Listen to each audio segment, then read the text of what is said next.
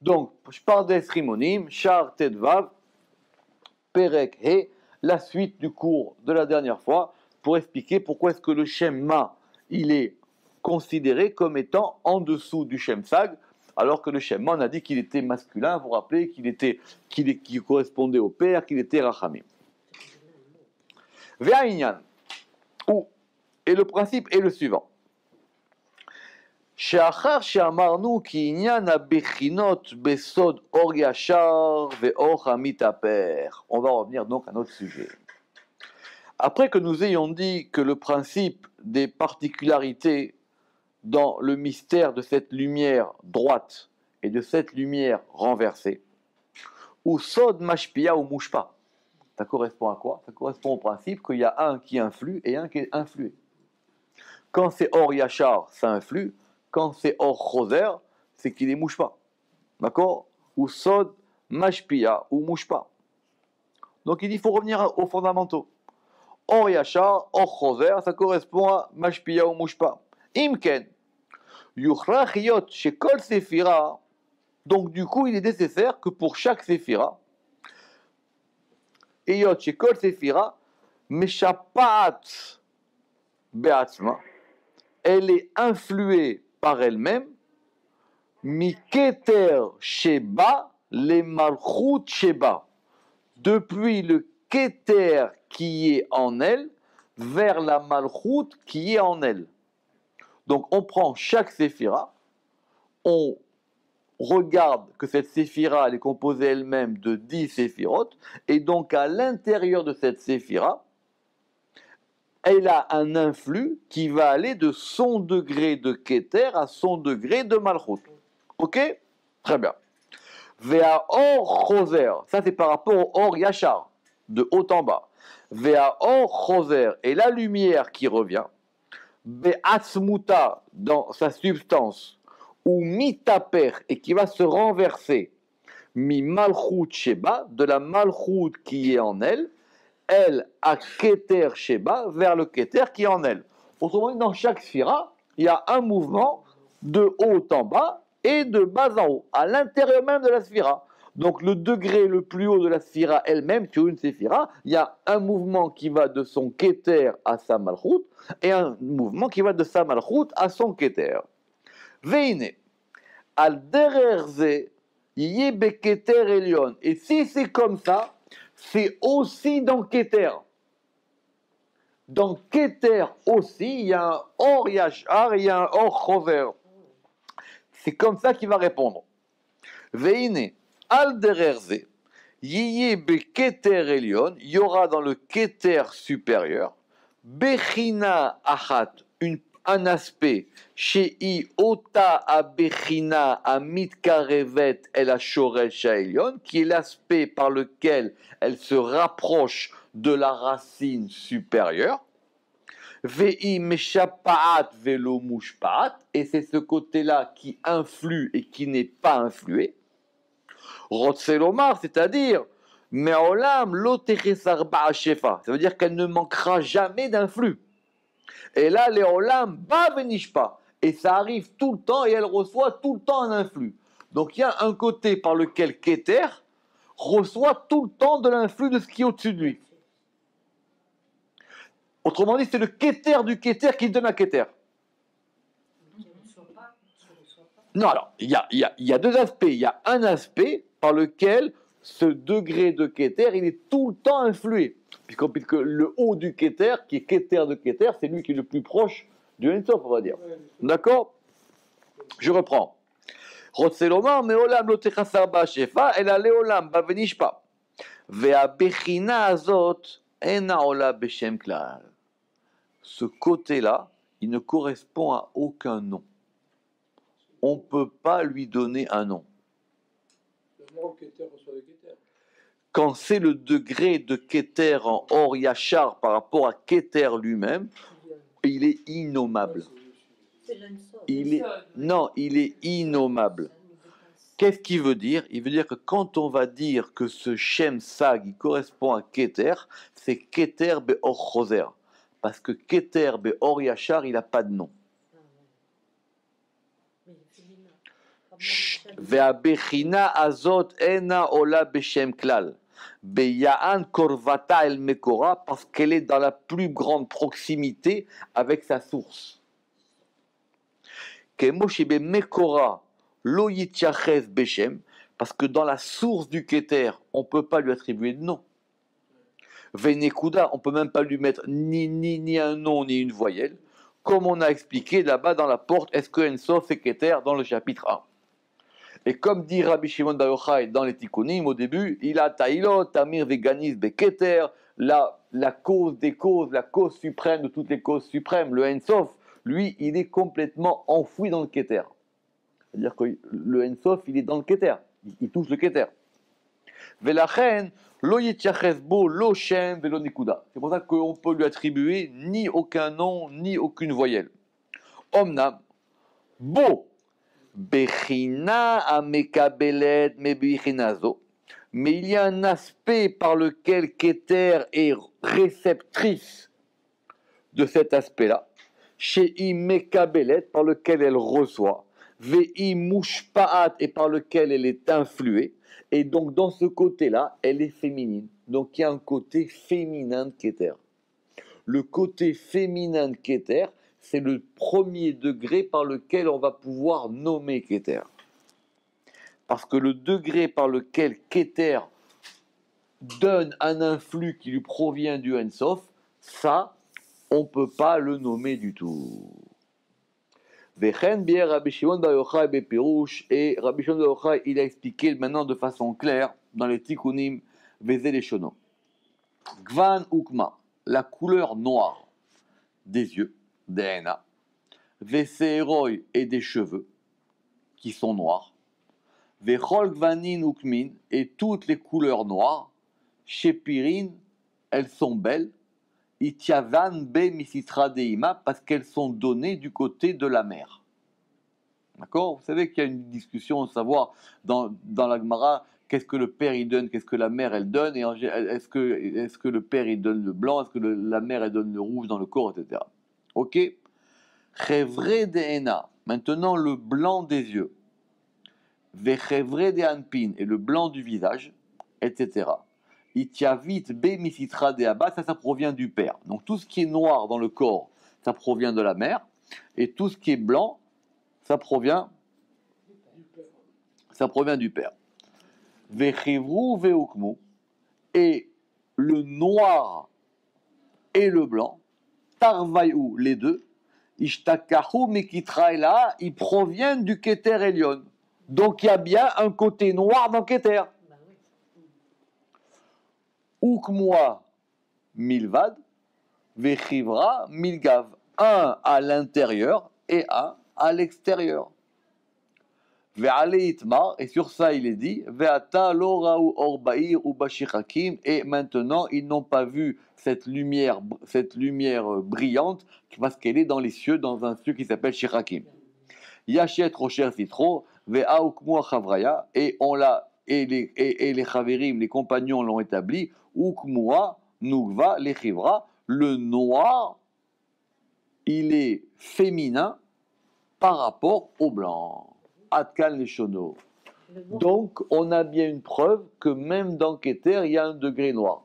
Si vous vous rappelez, dans Char Agvanim, dans la porte des couleurs, on avait dit que, vous vous rappelez, on s'est posé la question des couleurs de Keter.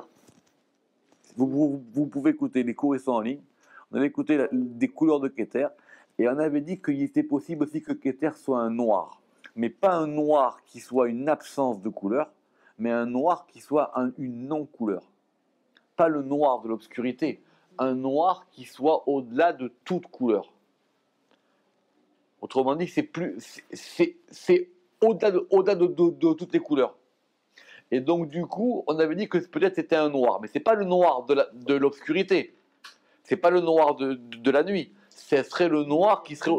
Et ça, c'est autrement dit... Le soleil noir. Veine, bepirouche qui vient de Rabbi Shimon Bar Yochai chez Beketer Elyon Atzmo, em mashpia ou mushpa. Donc voilà, Rabbi Shimon Bar Yochai, il a lui-même maintenant admis que dans Keter, il y avait un aspect qui donnait, qui influait, et un aspect qui était influé.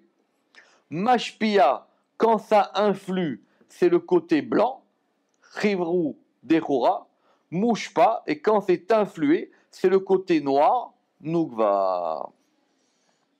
Et donc, Veichriya Rainyan, et cette chose-là maintenant, elle est établie, Iotbo, parce qu'il y a en lui, Koach Mashpia ou Mouchpa. Il y a donc effectivement une force qui influe et une force qui est influée.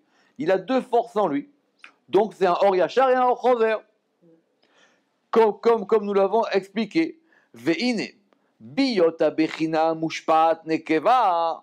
Et puisque maintenant cet aspect qui est influé, il est féminin, Uchrar Liot Choseret Panea, c'est obligé que cet aspect féminin dans le Keter, c'est lui qui va placer ses faces en face du côté qui lui donne, qui est Mashpia, qui influe sur lui, Velachen, et c'est pour ça que c'est un He sur un Yod.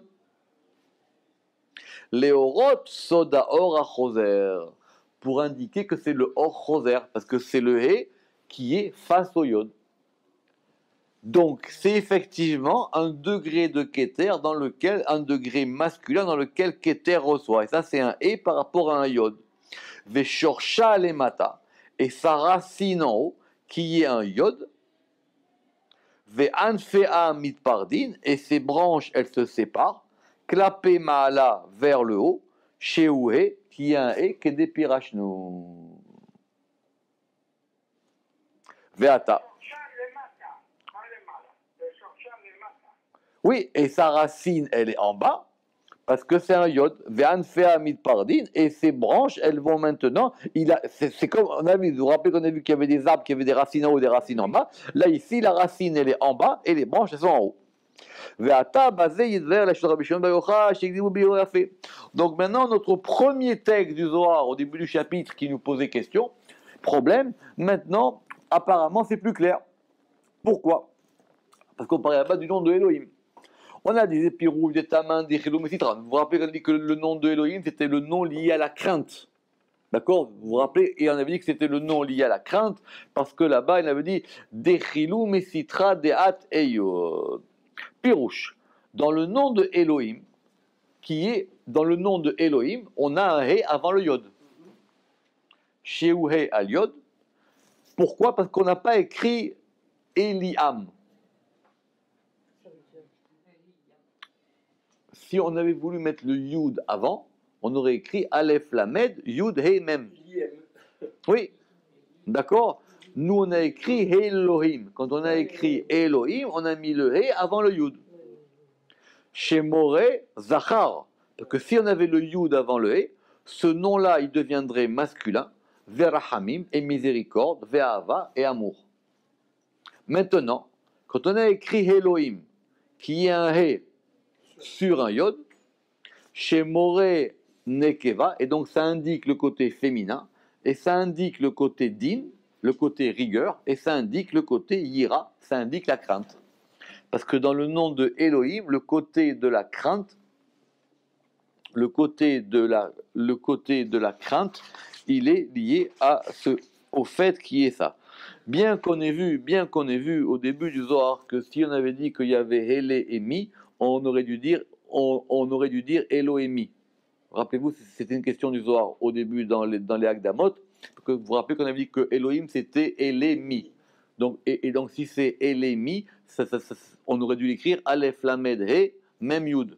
Or là, on a inversé. Aleph Lamed He, Yud même. D'accord? C'est une question là-bas. Deafalgav. Parce qu'effectivement, mais tu vas me dire, il y a un Yod. Pirouche. Ukshalo Adraba. Il a dit au contraire. Mipne, parce que le fait qu'il y a un Yod dans le nom Elohim, Yoré et Yotbo Midat Rahamim Ksat. Comme il y a un Yod à l'intérieur, d'accord? Comme il y a un Yod à l'intérieur, ça indique quand même qu'il y a du Rachamim. Vous savez la raison qui expliquait pourquoi est-ce que Yaakov, il veut attraper le talon de Esav. Parce que Esav, il a un Vav, et Yaakov, il n'a pas de Vav. Donc, il lui manque ce degré-là. Donc, même que ce nom de Elohim, c'est un nom de rigueur, comme il y a un Yod, il y a en lui, quand même, de la miséricorde. Qui a Yod, ou Hot, Qui Yod, Od Shel Rahamim I, parce que Yod, c'est une lumière de miséricorde. La Zéchiv, et c'est pour ça qu'il a répondu, qui Im et Yod Sheyesh Bo Yod, bien qu'il y ait un Yod dans le nom de Elohim, qui Van Shea E Sholetet à la Yod, puisque le E, il domine le Yod, Yechouya Viyod Din, donc c'est nécessaire que ce soit donc du coup un nom de Din. Ve'amar, et il dit que ce secret-là, chez Sodze, Yigale Beshem Milou Yudin, il se dévoile dans le nom des Yodin. Parce que dans ce nom-là, les Ein Sholtin à Yodin, les E, ils dominent les Yod. Et elle aurait dit Delet Biria, ou Kshalo, Kivan Shachem Bemilou Yudin ou Beketer. Alors il dit maintenant, il a posé la question, il a dit, mais comment tu peux me dire que ce nom, il est féminin alors qu'il est dans Keter? Imken Yizdak Amarnu Sheunukva ou Mushpa. Comment tu peux dire maintenant que c'est un nom féminin ou Mushpa? Autrement dit que maintenant on est en train de relire le Zohar de la dernière fois. La Zéchiv, et c'est à ça qu'il a répondu. Deled Biria Beladachar, Pirouche, Kivan, puisque Techilat Hatzilut, puisque le commencement de la Hatzilut c'est un degré de Keter, et que Chochma et Bina, Netzali Mimena, ils sont émanés de ce degré de Keter. M, et ils sont Av VM, et ils sont le père et la mère. Les Kol Ashir Tartam, à tout ce qui est en dessous d'eux.